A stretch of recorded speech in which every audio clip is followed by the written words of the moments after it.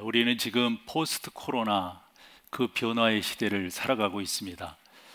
아마 그 변화를 많이 느끼고 또 실제적으로 나타나는 분야가 스포츠 분야가 아닐까 생각을 합니다. 만약 코로나19 이와 같은 상황이 아니었다면 지금 일본에서는 제32회 도쿄올림픽이 아마 23일부터 8월 8일까지로 알려져 있는데요. 열렸을 것인데 그게 1년 연기가 되었죠. 전망하기로 1년 후에 과연 열릴 수 있을까? 거의 희망적이지 않은 그러한 모습들을 볼 수가 있습니다. 아테네 제1회 올림픽을 필두로 해서 이제까지 32회 올림픽이 열리게 되는데 1차 대전 때 독일에서 열리게 됐던 올림픽이 취소가 되었고요. 2차 대전 때 40년과 44년에 영국과 일본에서 열리게 되었던 올림픽이 취소가 되었습니다.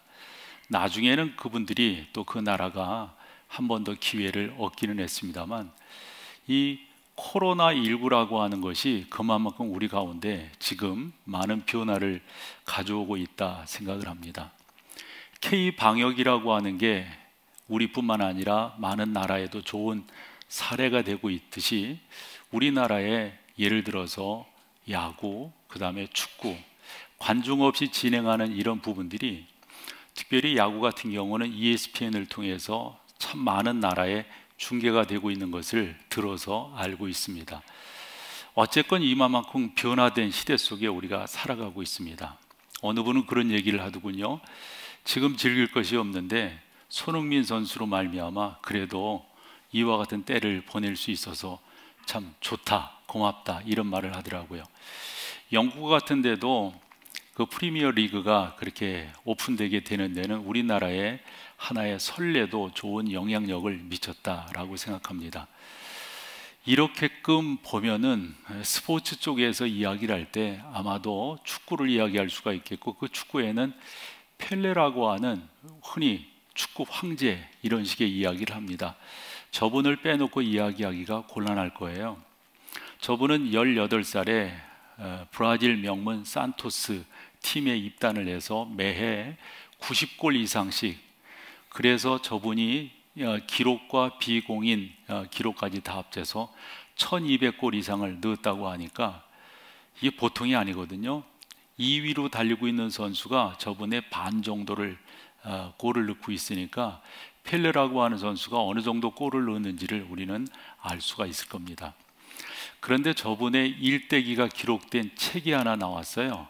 펠레라고 하는 책, 그리고 영화로도 만들어졌는데 저 책에 보면은 저분이 그저 그렇게 성공한 것이 아니더라고요.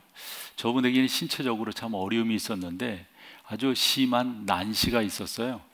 이 난시라고 하는 게 어떤 때는 한 사물이 두 가지로 이렇게 겹쳐서 보이곤 하는 그런 시각 장애이지 않습니까? 그런데 저와 같은 몸 상태에서 그와 같은 골키퍼로서의 역할을 감당했다고 하는 것은 이건 보통이 아니라고요.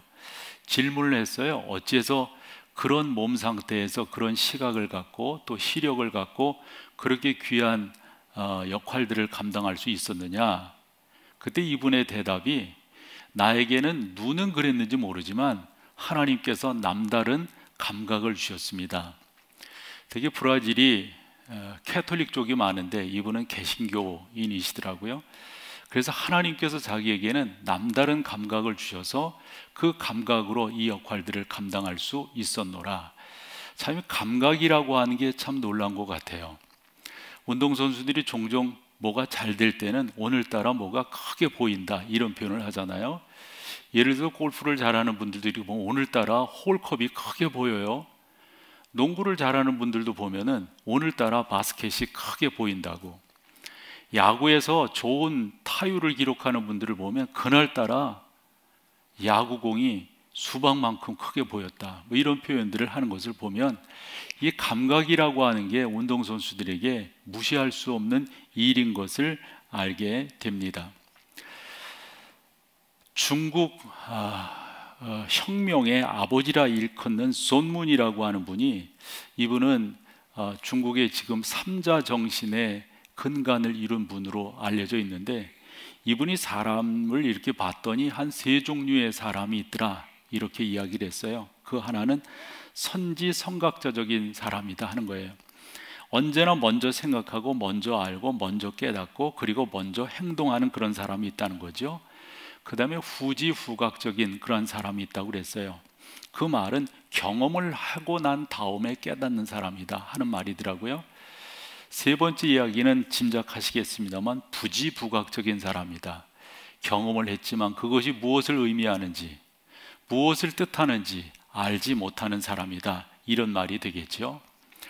본다고 하는 것, 깨닫는다고 하는 것, 감각으로 우리가 감지할 수 있다고 하는 게 참 의미가 있는데, 이와 같은 내용을 성경으로 본다면 본다라고 하는 단어를 써서 설명하고 있는 것을 보게 됩니다. 오늘 우리가 읽은 22절 말씀을 한 번 더 읽어보겠는데요. 눈은 몸의 등불이니 그러므로 내 눈이 성하면 온 몸이 밝을 것이요. 눈이 성한데 온 몸이 밝다라고 하는 말이 무슨 의미일까요? 성경은 상당 부분 은유적 표현들이 많아요. 이것도 그런 내용이다라고 볼 수가 있습니다. 그래서 먼저 여러분과 좀 나눠보고 싶은 것은 이 눈이라고 하는 당시 이스라엘 사람들, 히브리 사람들이 생각하는 개념이에요. 오프달모스라고 하는 단어가 쓰였는데 이것은 단순히 신체에 보는 눈, 이것만을 의미하지 않더란 말이죠. 이 단어가 가지고 있는 어근을 살펴봤더니 샘, 원천, 이런 의미들을 담고 있어요. 그래서 본다라고 하는 것은 그렇게 단순하게 본다가 아니라 그 원천이 뭐냐, 그 셈이 뭐냐라고 하는 의미를 담고 있는 거죠. 말을 바꿔보면 이렇게도 바꿔볼 수가 있을 것 같아요. 보는 것은 지혜의 셈이에요. 보는 것은 지혜의 원천이에요. 이렇게 말이죠. 우리말에도 백문이 불여일견이다 라는 말이 있어요. 100번 들어봤자 한 번 보는 것만 못하다 하는 그런 말이 되겠죠. 본다고 하는 게 그만큼 의미가 있습니다. 하나의 사물이지만 그 사물을 어떻게 보느냐, 그 보느냐에 따라서 의미가 있어요. 예수님은 이렇게까지 말씀을 하셨습니다. 여러분들이 보물을 하늘에 쌓아두느냐 땅에 쌓아두느냐, 사실은 하늘에 쌓을 수는 없는 거잖아요. 그런데 하늘에 쌓을 수 있다라고 말씀하셨어요. 어떤 사람이 그러면 하늘에 쌓을 수 있을까요? 보는 사람만이 하늘에 쌓을 수가 있습니다. 이제 고인이 되셨습니다마는 저는 강영우 박사께서 살아계실 때 몇 차례 인터뷰를 한 적이 있어요. 그분은 대학 다닐 때 공을 차다가 그 공에 맞아서 차츰차츰, 그래서 결국은 실명을 하게 된 분 아니에요? 실명한 분으로서 미국에 와서 박사학위를 처음 받은 분이고요. 게다가 감동이 있었던 것은 그 둘째 아들이 안과 의사가 되었어요. 아빠, 제가 아빠 눈을 고쳐드릴게요, 그런 제의도 받았다는 거죠. 저 또한 그렇게 질문을 던져봤어요. 왜 고치시지 않았느냐고. 그랬을 때 그분이 참 귀한 말씀을 하셨어요. 눈 뜨고 본다고 해서 다 보는 것이 아니라 눈 감고 보는 것이 더 의미가 있다. 본다고 하는 게 뭘까요, 여러분? 본다고 하는 게, 여러분들이 예배를 드리시면서 이렇게 마스크를 하시기 때문에 종종 길을 가다가 이렇게 인사를 하거나 그러면 마스크를 했기 때문에 저분이 누구지? 이렇게 볼 때가 있어요. 잘 모르겠더라고요. 동양과 서양의 차이가 있는데 동양 사람들은 뭔가를 가릴 때 입을 가린다고 그래요.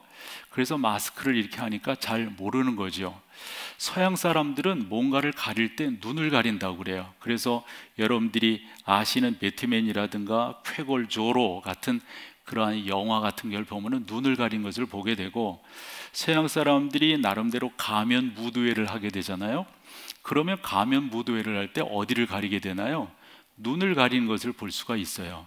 어느 분이 코로나19 시대 가운데서 우리가 마스크를 했기 때문에 서양 사람들이 아니어서 눈을 가리지는 않지만 진짜 이럴 때일수록 우리가 영안을 밝혀야 되겠다라는 표현이 남다르게 들어왔습니다. 오늘 저는 이 성경을 갖고 본다고 하는 것이 뭔가, 우리는 본질상 밝은 것을 보게 되어 있지 않습니다. 우리는 본질상 어두움에 속해 있고 어두운 쪽을 보게 되어져 있어요. 그런데 주님은 우리 가운데 분명하게 말씀하셨어요. 내 눈이 성하면 온 몸을 밝힐 것이다 라고 말이죠. 그러면 이 말씀이 의미하고 있는 게 뭘까? 저는 몇 주간에 걸쳐서 여러분들을 우리의 본능적 관계 속으로 이끌어가려 하지 아니하고요, 그것을 성령의 능력으로 어떻게 극복해 나갈 것인가, 어떻게 이겨 나갈 것인가, 오늘 세 번째 시간을 갖는 것 아닙니까? 우리는 본질적으로 어둠을 잘 봐요. 그쪽 이야기를, 또 그쪽에 관심이 많고요. 그런데 성경을 봤더니 우리 주님 말씀하셨어요. 그렇게 하지 말라고요. 22절을 한 번 더 보면은 눈은 몸의 등불이다. 근데 중요한 것은 어떤 눈을 가졌기에 몸의 등불이 될 수 있느냐 하는 겁니다. 그래서 이렇게 성경을 묵상하다가 하나 떠오른 사건이 사도행전 9장이었어요. 사도행전 9장은 사울이 바울 되는 과정을 우리 가운데 보여주잖아요. 그는 생각하기를 예수 믿는 것이 잘못됐다고 생각했어요. 그런 사람들은 매로 쳐도 되고 감옥에 가둬도 되고, 그런 사람들은 극한 고통 속에 빠쳐도 된다, 이런 생각을 갖고 있었어요. 그것이 그 사람의 눈이었어요. 바라봄이었어요. 그러던 어느 날 대제사장의 명을 받들어서 그가 다메섹, 지금 다마스커스죠, 시리아의 수도인 그쪽을 향해서 자기의 바라봄을 실천하기 위해서 달려가던 중 하늘로부터 강한 빛을 보게 됩니다. 사람은 어두움인데 그 빛이 그에게 임하게 됩니다. 깜짝 놀랐어요. 누구십니까 당신은? 그때 소리 있어 가라사대, 나는 네가 핍박하는 예수다. 나는 네가 핍박하는 예수다. 그리고 성경이 간단한 침묵을 합니다. 여러분, 침묵이라고 하는 것은 행간의 교훈이기도 한데 그 가운데 역사가 일어나는 거예요. 그때 성경이 우리 가운데 교훈하는 것은 한 선지자에게 지금 다메섹으로 가는 한 사람이 여차여차해서 그렇게 있는데 너 가서 안수를 해라. 누구입니까? 그 사람은 아나니아라고 하는 선지자였습니다. 깜짝 놀랐어요. 아니, 하나님 아시잖아요. 그 사람은 예수 믿는 사람들을 다 핍박하는 것을.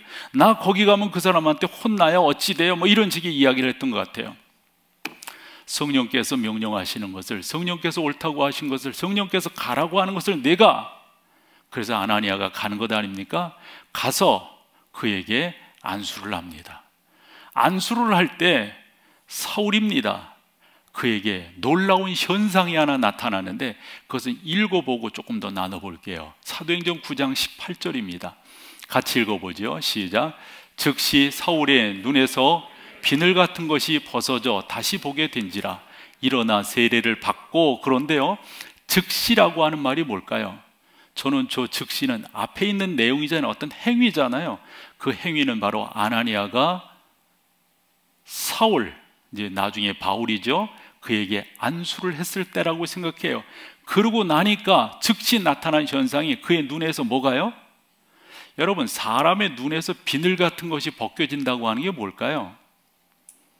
뱀도 아니고 무슨 물고기도 아니고 비늘 같은 것이 벗겨진다고 하는 게 뭘까요? 아마도 저는 새로운 시각, 새로운 눈을 뜨게 하는 것을 성경이 이와 같이 비유법을 써서 우리 가운데 교훈하고 있다라고 생각합니다. 이제까지 그의 눈에는 뭔가 씌어져 있었어요. 그는 일반적 눈은 갖고 있었지만 어둠의 세계만 바라보는 거였어요. 그의 눈은 다른 것을 볼 수가 없었어요. 그때 하나님께서 그에게 역사하시니 그의 눈에서 비늘 같은 것이 완전히 달라지는 거예요. 완전히. 예전에 보이지 않던 것들이 보여지고 예전에 깨닫지 못한 것들이 깨달아지는 겁니다. 그러면서 그의 이름이 바뀌게 되죠. 아나니아가 이렇게 말을 했어요. 하나님께서 당신을 부르셨다고. 하나님께서 당신을 이방의 사도로 부르셨다고. 새로운 안목을 갖게 되는 겁니다. 새로운 시각을 갖게 되는 겁니다. 저는 설교를 하면서 소망하게 되었어요. 성도들에게 이 말은 꼭 해야 되겠다. 여러분들에게 이와 같은 눈이 벗겨지는 과정이 있으셨었나요? 여러분들이 예수 그리스도를 인격적으로 영접하고 난 다음에 그 개념이, 그 관계가, 여러분들이 바라보는 그 바라봄이 바뀌었던, 또 새롭게 되었던 그러한 여러분들의 영적 경험이 있으신 거예요? 크게 있으셔야 돼요. 크게. 그러면서 설교자로서의 바람이 생기더라고요. 하나님, 혹여 우리 가운데, 예배 중에 있는 여러분 가운데 그런 경험이 없는 분들에게는 개인의 눈에서 비늘과 같은 안목에 또 육신의 정욕에 빠져 있는 그러한 비늘들이 벗겨지는 놀라운 역사가 있게 하여 주옵소서. 이게 저의 기도의 제목이요, 설교하는 설교자로서의 자세예요.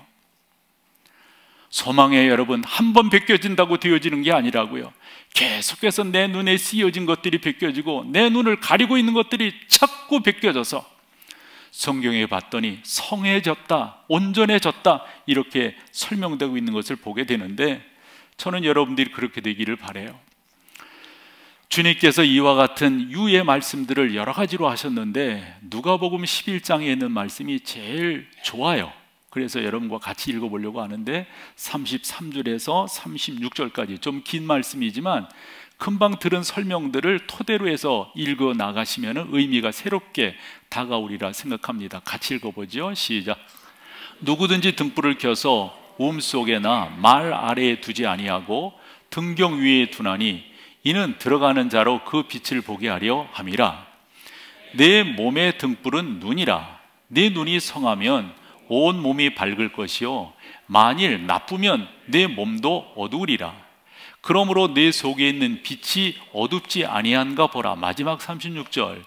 내 온 몸이 밝아 조금도 어두운 데가 없으면 등불의 빛이 너를 비출 때와 같이 온전히 밝으리라 하시니라. 아멘. 근데 한 번 더 34절은 볼게요. 비유로 되어져 있는데 두 단어에 여러분들이 집중하시면 되리라고 봐요. 가운데 내 눈이 성하면, 성하다고 하는 말, 그 다음에 만일 나쁘면, 나쁘다고 하는 말, 요것을 여러분들이 한 번 더 살펴볼 수 있으면 좋겠어요. 나쁘다고 하는 것을 먼저 한번 살펴볼게요. 내 눈이 온전치 못하다라고 하는 건데 두 가지 예를 들어서 설명을 해 보려고 합니다. 그 첫 번째는 가룟 유다라고 하는 사람이에요. 여러분, 가룟 유다는 처음부터 예수님의 제자로서 3년 동안 동고동락한 사람이에요. 우리도 살아가면서 여러분들이 예를 들어서 직장생활을 하시거나 사업을 하신다고 하면 누구에게 여러분들의 재정적인 것을 맡기십니까? 제일 믿을 수 있는 사람에게 맡기는 거 아니에요? 믿지 못하는 사람에게 그런 걸 맡기지 않는다라고 저도 들었어요. 그것을 맡은 사람은 믿을 만한 사람이에요. 예수님의 제자 중 가룟 유다가 그것을 맡았습니다. 예수님의 신뢰를 한 몸에 받고 있는 사람이에요. 그리고 그는 3년 동안 예수님의 기적을 봤습니다. 그는 3년 동안 예수님의 능력을 경험했습니다. 그리고 그는 3년 동안 예수님의 말씀을 귀담아 들었습니다. 그런데 여러분, 그의 눈은 성하지가 않았어요. 그의 눈은 나빴어요. 마태복음 26장 15절에 가보면은 그가 그의 선생인 예수를 은 30에 파는 장면을 볼 수가 있습니다. 여기 마태복음은 은 30이라고 되어져 있지만 그 당시 화폐로 본다면 세겔이라고 하는 돈으로 그가 팔은 거예요. 그 돈의 값이 우리식으로 계산을 해봤더니 은 30인데요. 은 30이라고 하는 것은 그 당시에 종, 노예를 팔고 살 때의 가치였어요. 여러분, 자기를 그렇게 신뢰했어요. 주님의 능력을 보았어요. 주님의 기적을 체험했어요. 말씀을 들었어요. 그런데 그의 눈이 온전치 못한 거예요.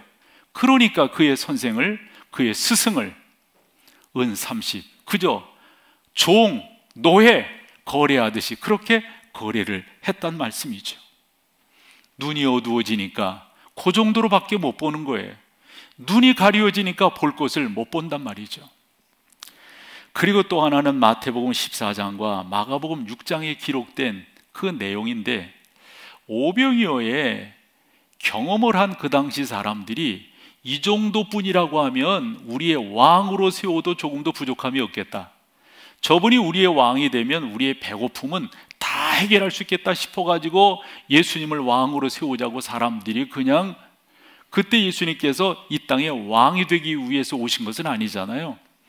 그래서 큰일 났다 싶었던 거죠. 우리식으로 생각을 해서. 그래서 제자들에게 여차여차 이 사람들이 이러는데, 내가 말이다 이 사람들을 내 쪽으로 시선을 피하게 할 때 너희는 배 타고 저 건너편으로 게네사렛 쪽으로 건너가라, 이런 말이거든요. 그래서 이 제자들이 배 타고 가는 거예요. 그런데 마태복음 14장도 그렇고 마가복음 6장도 그렇고 이렇게 배 타고 건너가던 그들이 풍랑을 만나게 됩니다. 그 풍랑 가운데서 이 제자들이 어떻게 행동을 했는가 보자고요. 이들의 눈은 성한 눈인가 나쁜 눈인가? 좀 전에 뭐를 경험했다고요? 오병이어의 사건을 경험했어요.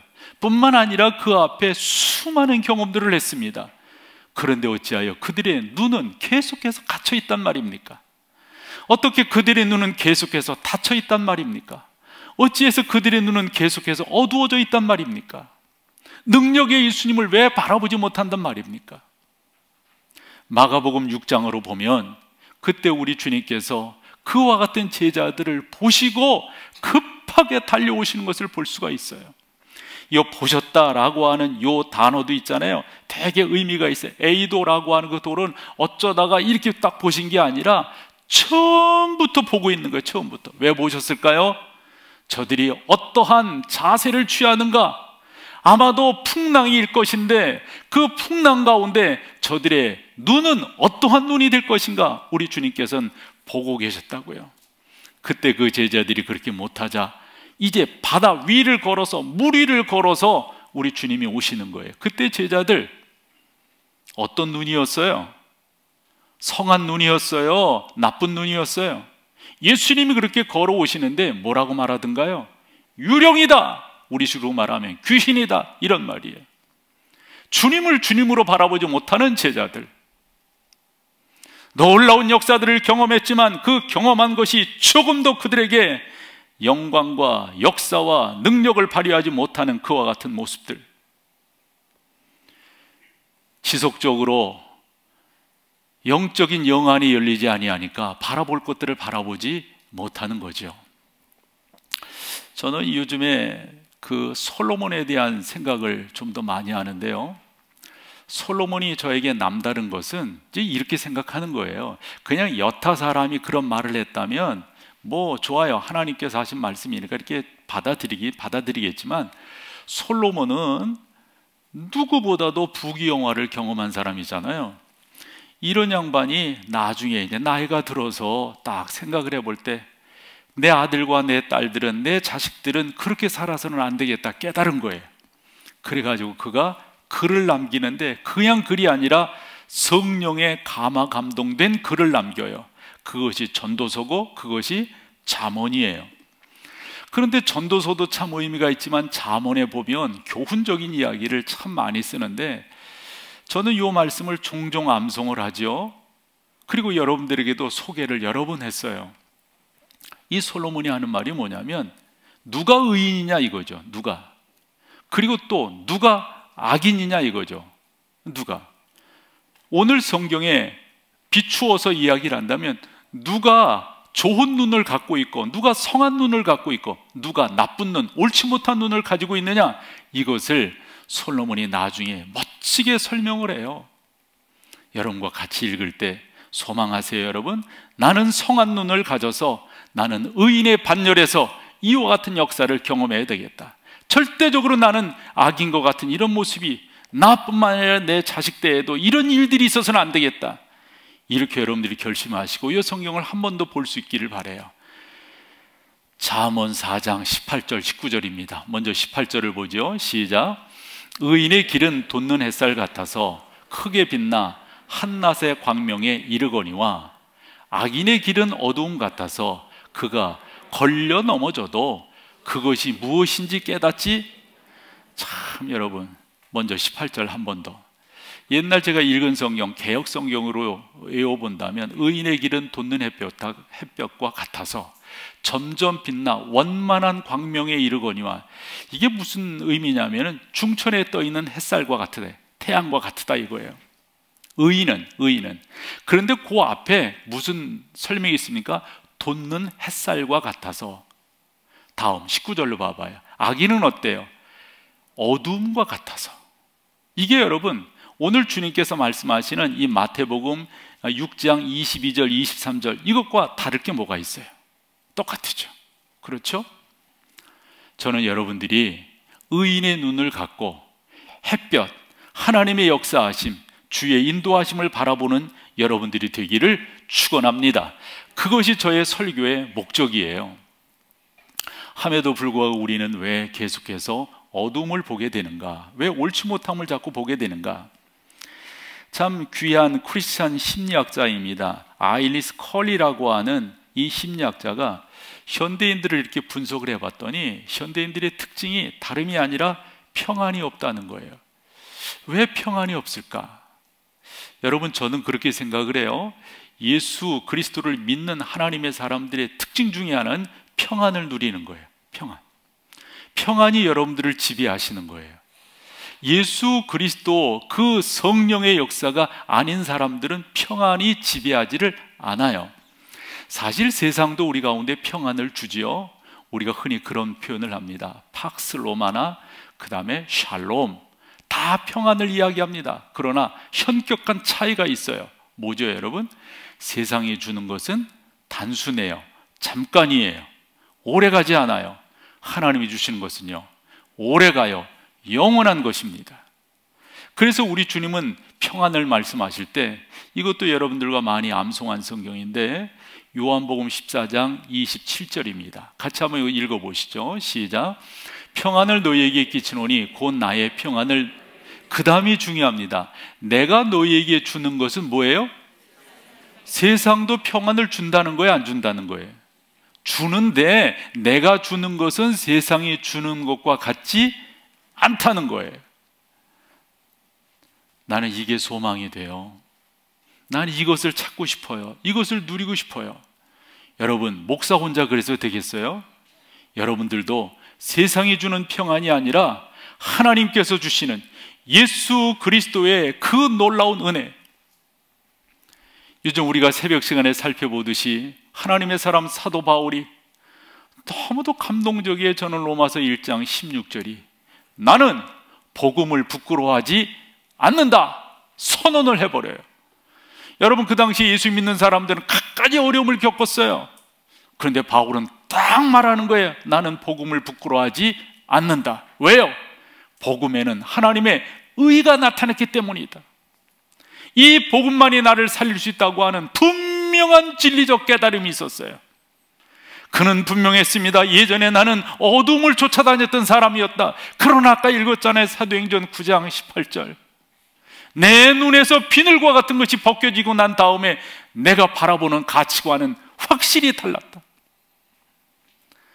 빌립보서 4장을 읽어보면 사도 바울이 그렇게 말합니다. 나는 예수 그리스도, 그분이 내 인생에서 가장 고상한 것이다. 나는 그 진리를 찾기 위하여 나는 그것을 표대로 생각하고 나는 달려가기를 그치지 아니하고 달려갈 것이다. 눈이 성한 사람, 눈이 밝은 사람은 다른 거예요.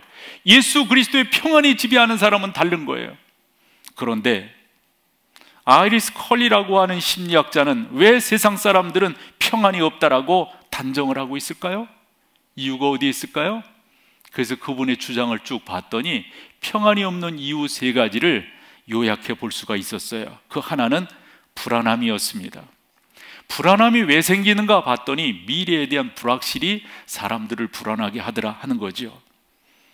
근자 이야기로 한다면 주택 문제에 대해서 사람들이 그렇게 관심들을 갖고 이런저런 이야기들을 내놓더군요.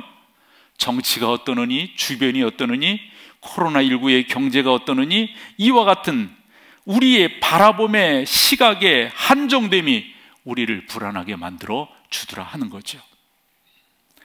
그런데 여러분, 사람들은 계속해서 뭔가 갖고 있어야 안정되다고 생각한다고 그래요.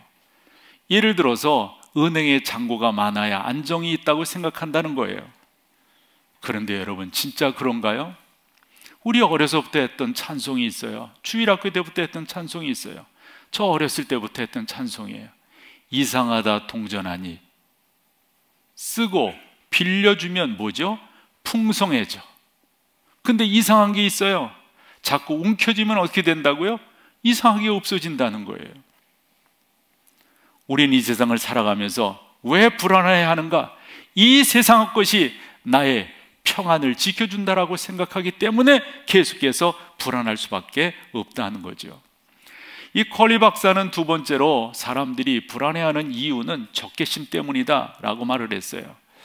이것도 요즘 우리 사회로 대비해서 설명을 해본다면 항상 내가 선인 거예요. 반대로 상대방은 선이 아닌 거예요. 내가 무엇을 하든지 상대방은 그렇지 않은 거예요.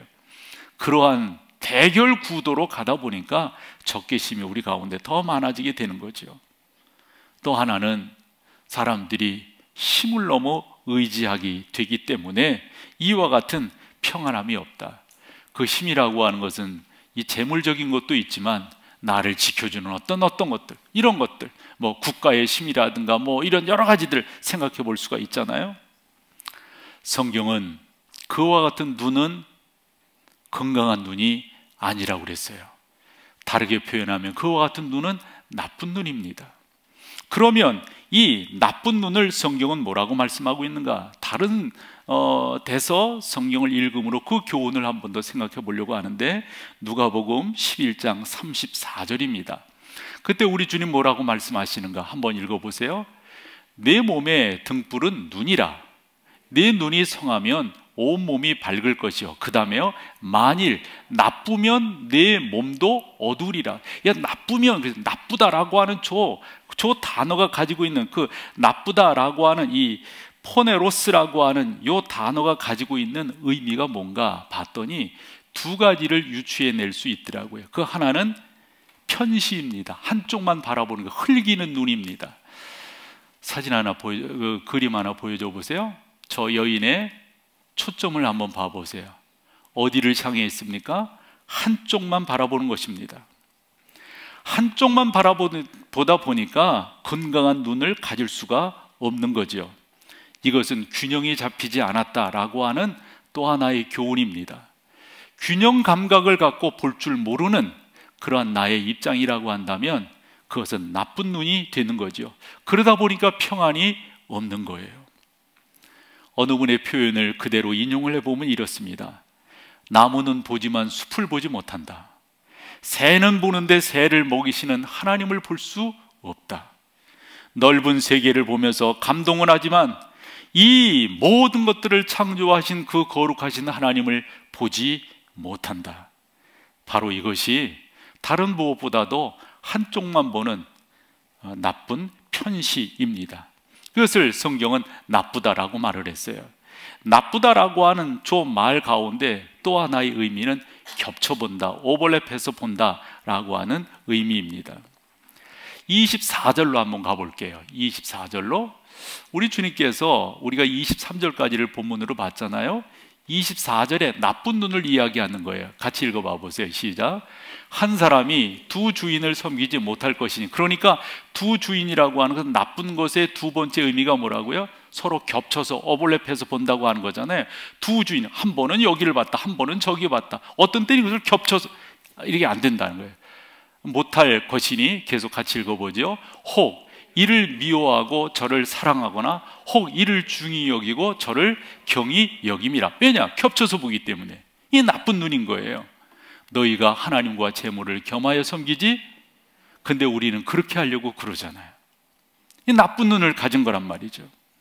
이와 같은 눈을 갖고서는 결코 온전함에 이르지 못한다. 그래서 오늘 22절로 한 번 더 가보면, 눈은 몸의 등불이니 그러므로 사랑하는 여러분, 여러분들이 눈을 어떻게 하셔야 된다고요?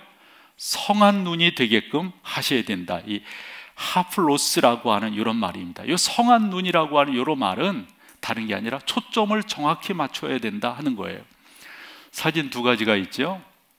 하나, 초점을 이상하잖아요. 초점이 맞춰지지 않으니까.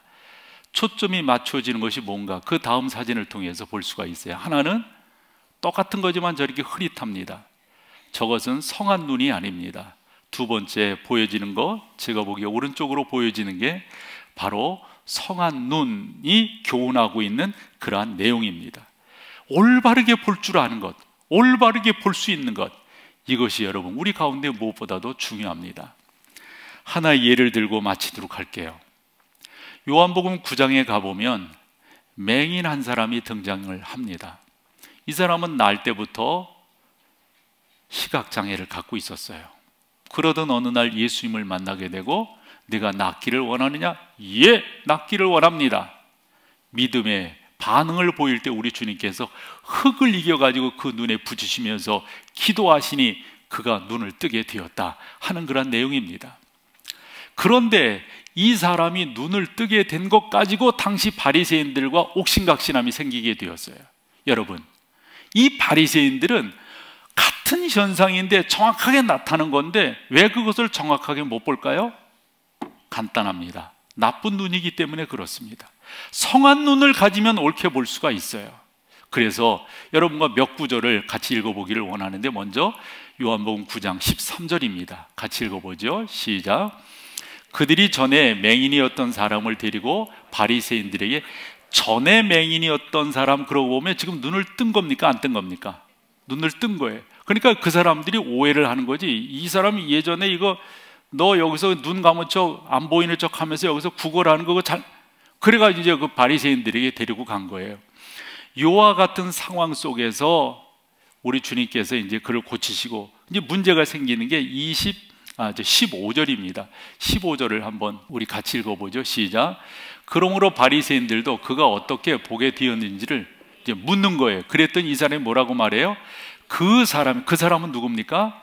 예수님께서 진흙을 내 눈에 바름에 내가 씻고, 이제 실로하며 씻고 내가 보게 되었다, 이렇게 말을 하는 거예요. 그랬더니 바리새인들이, 여러분 이제 이 사람들 봐, 야 그건 있을 수도 없다 이거지. 그 사람을 안다는 거예요. 바리새인들이 그 예수를 안다는 거예요. 그 사람은 할 수 없는 이유가 두 가지 때문에 할 수 없다 하는 거예요. 같이 읽어봐봐요. 시작. 바리새인 중에 어떤 사람은 말하되, 뭐라고요?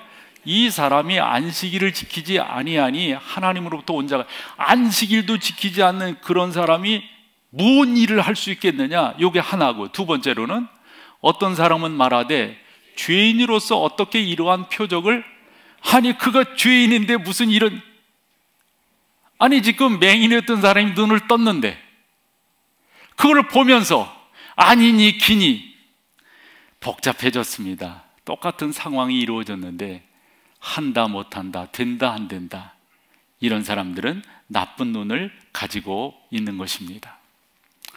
사랑하는 여러분, 저는 그런 생각을 가져요. 바리새인들이 보고 싶어 한들 볼 수가 있었을까요?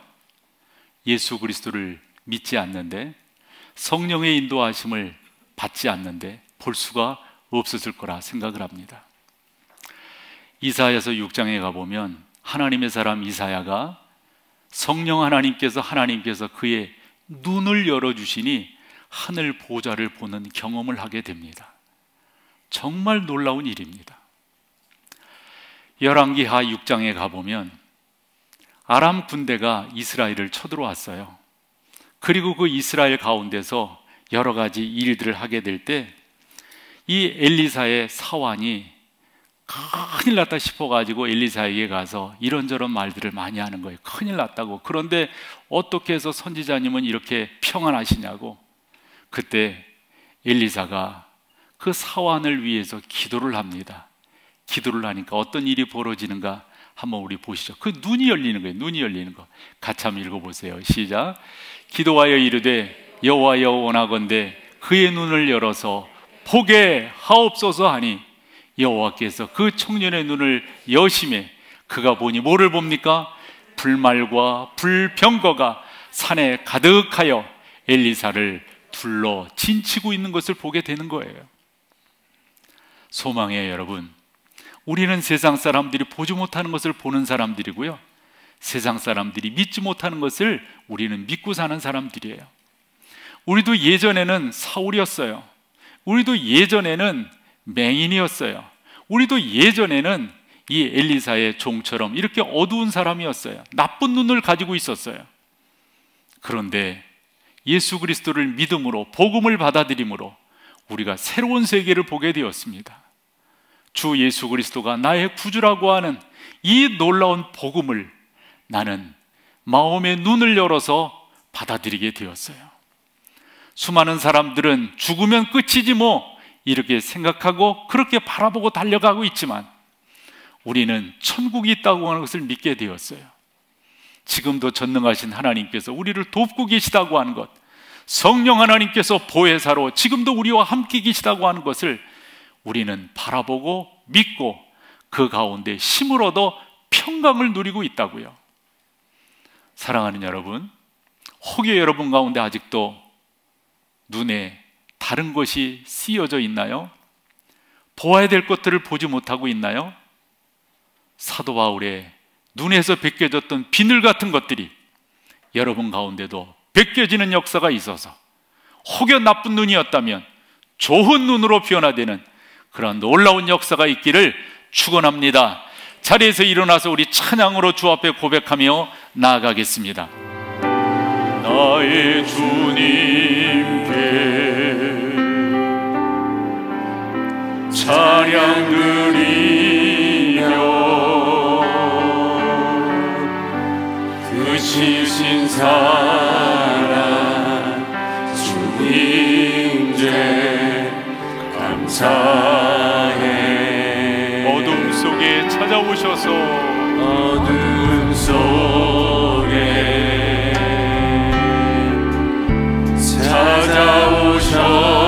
찾아오셔서 주님의 영광 보게 하시네. 의심하는 나를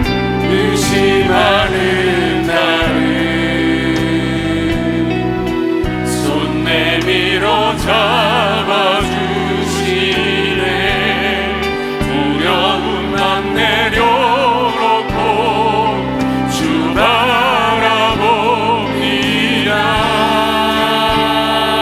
아멘. 주님을 보게 하소서. 나를 붙드소서.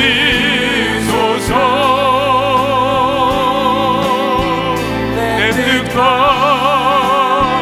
내 생각 내려놓고 주님 앞에 나 엎드려. 아멘.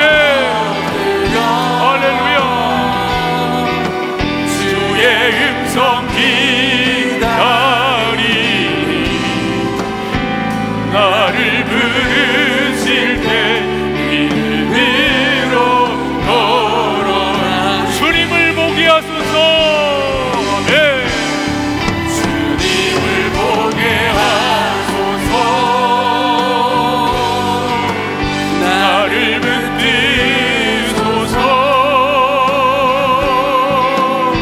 내 뜻과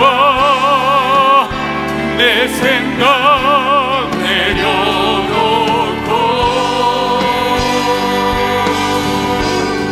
주님 앞에 나오며. 할렐루야. 아멘. 주의 음성 기다리니 나를